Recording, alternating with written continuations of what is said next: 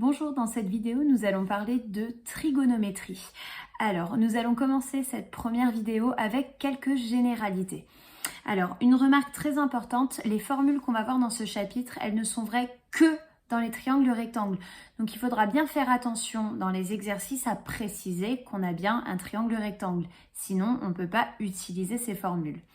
Alors, regardons un petit peu du vocabulaire pour commencer.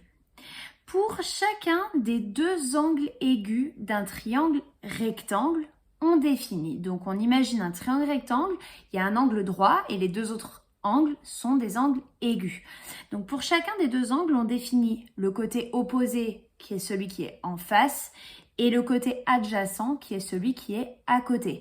Adjacent à, ça veut dire à côté de. Alors, regardons sur un exemple ce que ça signifie. Si je travaille avec l'angle B, donc j'insiste, on utilise des angles aigus. On ne parle pas de l'angle droit là. Il faut qu'il soit là, il faut qu'il y en ait un, mais ce n'est pas avec celui-là qu'on va travailler.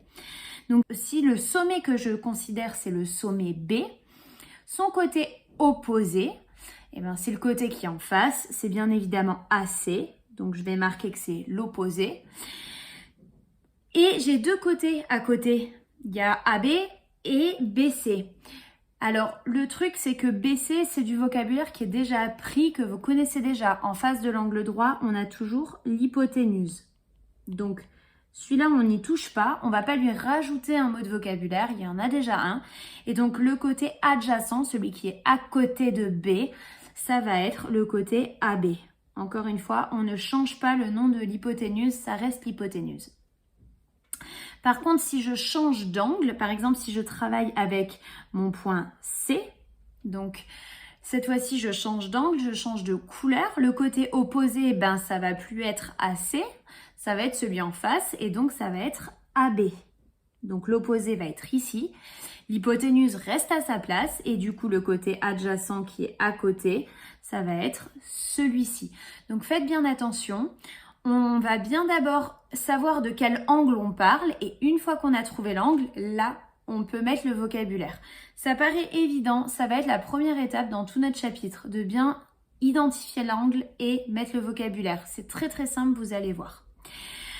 Pourquoi ce chapitre? Qu'est-ce qui se cache derrière ce mot de trigonométrie? En fait, dans un triangle rectangle, on peut relier les longueurs des côtés avec la mesure des angles, qui paraît à peu près évident si on y réfléchit. Si je change mon angle de valeur, bien sûr le côté en face, il va changer de mesure. Donc il y a bien un lien entre les longueurs des côtés et les angles. Ça c'est vrai dans tous les triangles, mais dans les autres triangles par rectangle, les formules sont beaucoup plus compliquées. Donc nous, on s'en occupe pas.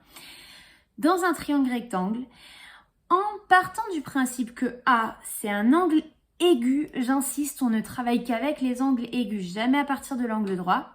On a trois formules à connaître par cœur. La première, le cosinus de l'angle, qui est égal au côté adjacent, donc à côté, divisé par l'hypoténuse. Le deuxième, le sinus de l'angle, qui est égal au côté opposé sur l'hypoténuse. Et enfin, la tangente de l'angle, qui est égale au côté opposé sur le côté adjacent. Un petit moyen mémotechnique qui généralement fonctionne assez bien pour que vous reteniez ça, c'est de mettre les premières lettres de chacun des mots-clés. Donc, cosinus, adjacent, hypoténuse. Et on continue, sinus, opposé, hypoténuse et tangente, opposé, adjacent. C'est pas une langue étrangère, mais si on lit ça, on lit ca-so-toi. Et en fait, avec ca-so-toi, vous retenez généralement sans aucun problème l'ordre des lettres. Ça permet juste de savoir si adjacent, ça va avec cosinus ou sinus, et ça donne l'ordre pour la tangente OA, donc opposé et adjacent. Et bien sûr, il faut savoir, mais ça c'est de l'apprentissage, qu'il y a un égal, divisé, égal, divisé, égal, divisé. Et ça nous donne nos trois formules.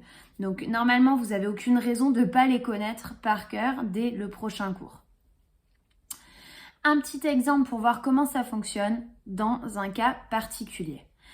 On a un triangle rectangle, on va bien pouvoir appliquer les formules de trigonométrie. Donc on y va, on écrit ça. Dans le triangle ABC, rectangle en B, on peut appliquer les formules de trigonométrie. Donc on y va. Il nous reste à choisir un angle et puis on va écrire ce qu'on peut. Alors, je ne vais pas faire les deux angles. Vous pouvez vous entraîner avec le deuxième si vous voulez. Moi, je vais travailler avec un seul. Je vais choisir complètement aléatoirement l'angle A. Vous verrez dans les exercices, le choix est fait pour vous. Il n'y aura pas de temps à se poser de questions. Est-ce qu'on choisit A ou C? Qu'est-ce que ça change? Peu importe, ça ne va rien changer. Mais l'exercice va choisir pour vous, soit parce qu'on connaîtra un des deux, donc on utilise celui qu'on connaît, soit parce qu'on demande de calculer celui-là, donc forcément on utilise celui-là.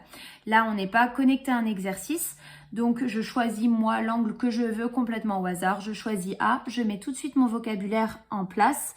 Bien sûr, ici on a l'hypoténuse. En face de A, on a l'opposé et du coup, il me reste ici l'adjacent. Maintenant que j'ai écrit ça, je peux écrire mes formules sans aucun problème. Donc on y va. Cosinus de l'angle A, on va abréger les formules dans les exercices, on les écrira jamais en entier. Enfin, si vous avez le droit, mais c'est pas la peine, on comprend largement les abréviations. On a dit que cosinus, c'était adjacent sur hypoténuse. Donc ça nous donne l'adjacent AB sur l'hypoténuse AC. Et donc ça fait 3 sur 5. Et voilà, je m'arrête là. Vous verrez dans les exercices, vous n'avez peut-être même pas les longueurs. Ça veut dire qu'il faut s'arrêter à AB sur AC. Ça ne vous empêche pas de l'écrire, même si on n'a pas de valeur numérique. Je continue. Sinus de l'angle A, c'était opposé sur hypoténuse. L'opposé, c'est BC sur l'hypoténuse AC, et donc 4 sur 5. Et je termine avec la tangente de l'angle A. C'est l'opposé sur adjacent qui nous donne donc BC sur AB qui nous donne donc 4 tiers. Et voilà, j'ai écrit mes formules de trigonométrie. Vous voyez, il n'y a vraiment rien de compliqué. Il faut connaître les formules par cœur et puis enchaîner. Voilà pour cette première vidéo avec la théorie.